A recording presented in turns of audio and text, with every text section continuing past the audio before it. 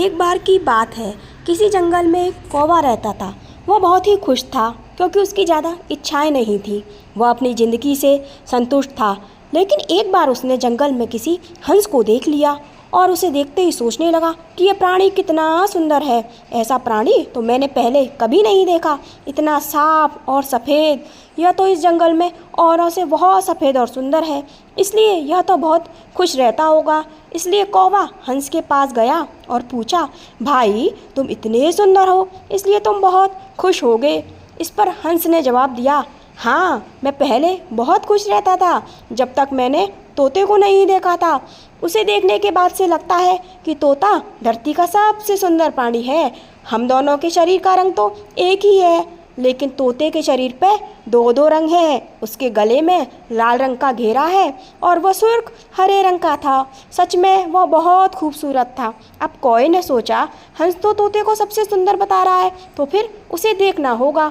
कौवा तोते के पास गया और पूछा, भाई तुम दो दो रंग पाकर बड़े खुश हो गए।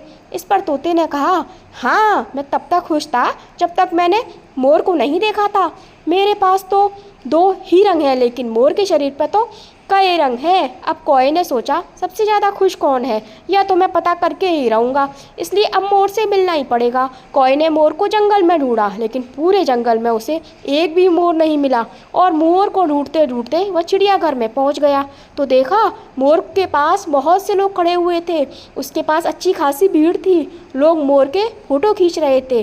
तो कौवा मोर के पास गया और बोला, तुम इस संसार के सबसे सुंदर जीव हो, तुम रंग बिरंगे हो, तुम्हारे साथ लोग फोटो खिंचवा रहे हैं, तुम्हें तो बहुत अच्छा लगता होगा और तुम तो इस दुनिया के सबसे खुश जीव होगे। इस पर मोर ने दुखी होते हुए कहा, भाई अगर सुंदर हूँ तो क्या फ़र्क पड़ता है, मुझे लोग इस चिड़ियाघर में कैद करके रखते हैं, लेकिन तुम्हें तो कोई चिड़ियाघर में कैद करके नहीं रखता। तुम जहाँ चाहो अपनी मर्जी से घूम फिर सकते हो। इसलिए दुनिया के संतुष्ट और खुशी जीव तो तुम्हें होना चाहिए, क्योंकि तुम आज़ाद रहते हो। कौवा हैरान रह गया और उसे अपने जीवन की अहमियत समझ में आ गई।